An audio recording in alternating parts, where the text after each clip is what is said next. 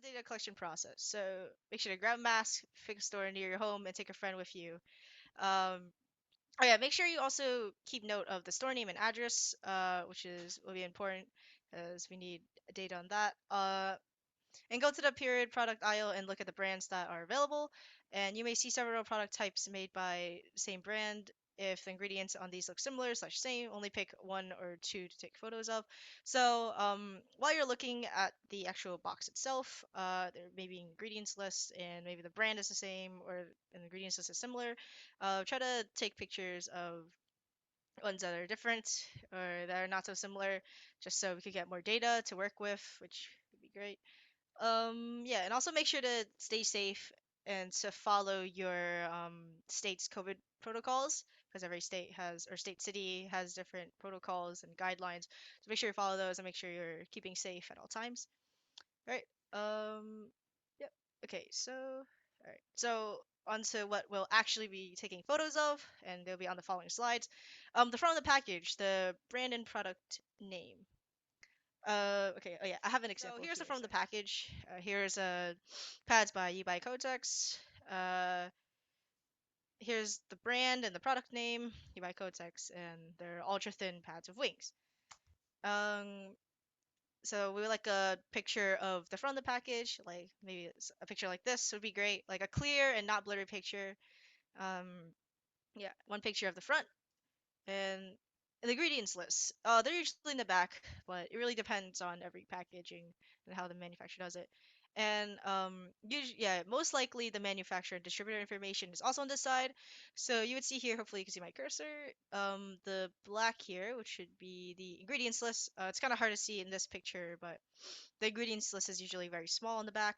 And we also have it's kind of like in this yellowish brownish color where it's like boxed. It's the manufacturer and distributor information, which is usually that is on this side. Okay. Question from Lauren. Any particular brand slash generics you would want us to look for? I don't think there's any really particular brands or anything that we're really looking for. I would say just try to make sure that they aren't like the same like brands. Like if you're like getting like multiple pictures or products, then make sure they're not like the same like yeah. If possible, like your store carries like multiple brands or like products, like try to get different ones so we're not getting like the same like data for you know. But yeah, that's a really good question. Yeah, just try to get like different brands products. Yeah. Yeah, and that was perfect, Rena. You don't have to, we don't have like very specific brands that we want to take pictures of. Like Rena said, try to make sure that it's kind of a variety. And then I know in a few slides there's a little bit more information on exactly what the difference is, but usually a good rule of thumb is like if the ingredients, like for example, Kotex will probably sell like a ton of different products, right? Like they might sell like regular pads or like panty liners, but if the ingredients are relatively the same or similar, then you don't have to take pictures of every single one, right? And so just making sure that you're getting kind of like a good variety of different brands and maybe different types of products.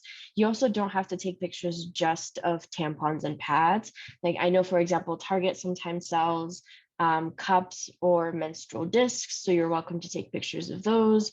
And then as far as the store, I know Rena mentioned it earlier, but it would be good for us to get pictures of like kind of what, for example, gas stations sell, because there might be people that's where they get their period products. One, because they might not be able to afford stuff, for example, at Target, or two, because that's what's nearest to them, right? And so if you have like a Dollar Tree or any other discount stores, or if you live like in New York and you have bodegas, right? It might be good to try and get pictures of places of brands in there, because it's interesting for us to see, one, what's available for people, and two, what disclosure looks like for those stores and for those products. um, yeah, good question, Lauren, for sure. Yep.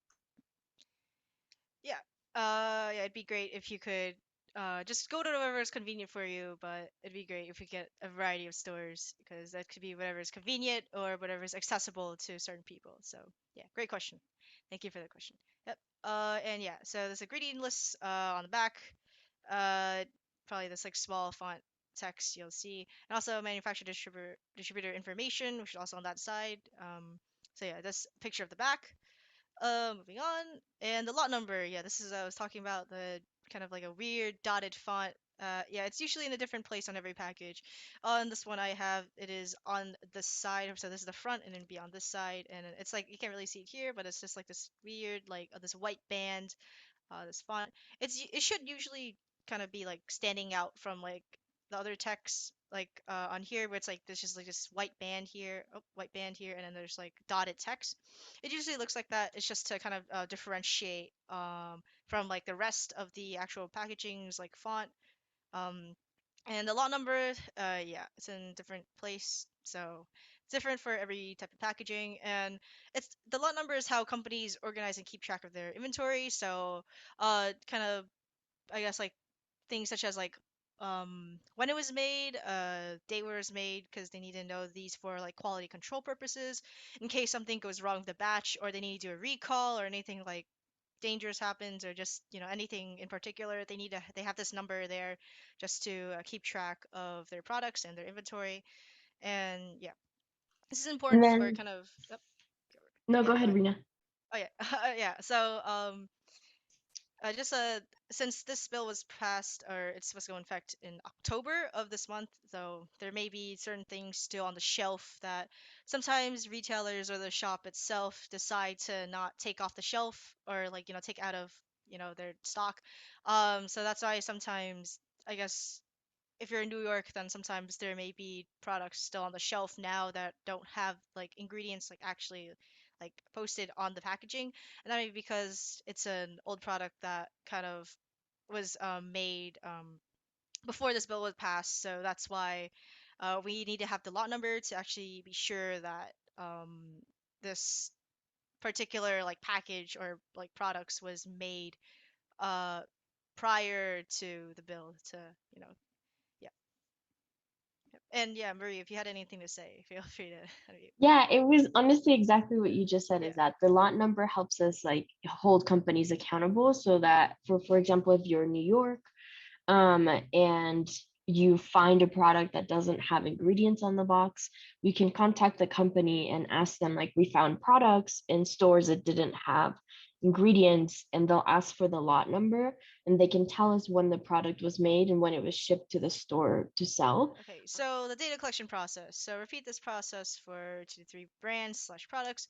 Doesn't have to actually only be pads and tampons. Some stores may sell period cups or menstrual discs or fabric pads. Take photos of these too.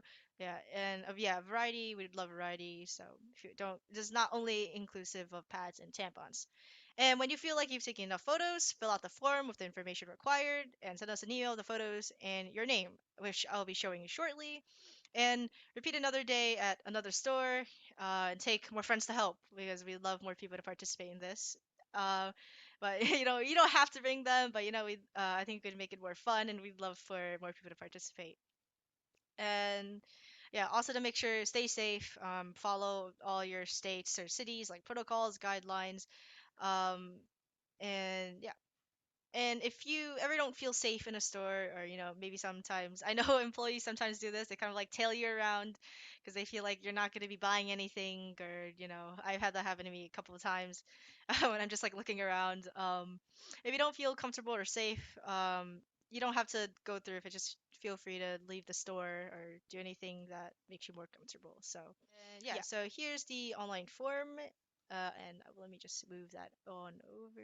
Give me a second. Okay, there we go. And here's hopefully you guys can see this. Here's what the form looks like. That we asked for you to fill out. It's a very short form, so yeah. So you're just gonna step one, fill out this form. Took photos of 3 different products slash brands. You have to submit 3 different forms. Step two, make sure you have the name of the store and the store address. So make sure that you keep that in mind of where these photos are taken from, and so help us keep track of what stores are carrying different products and where companies are disclosing information. or on ingredients. And step three, once you've submitted the form, email your pictures to Women's Voices at womensvoices.org. Make sure you add your name to the email. So it's just a really short form: your first name, last name, email address, store name and address of where you took the pictures, uh, product name and brand that you find ingredients listed on the package, and anything else you want the team to know. So for every product you take a picture of or you collect data for, we would like for you to submit one form for each of them. So once you're done with this, make sure everything is correct. Yep, we can do this. Hit submit. Uh, yep, there we go. And yeah, so thank you. Thanks for submitting the info. And don't forget to email your pictures to Women's Voices at womensvoices.org. This is so do. There we go. And subject, something like, yep, I guess something along the lines of like, period, product, field study, data collection, something like that, just for us to make sure. It's by, yeah, so I guess we're just attracting photos. It's here are the photos of some period products collected information on, and I could just like maybe, oh, okay.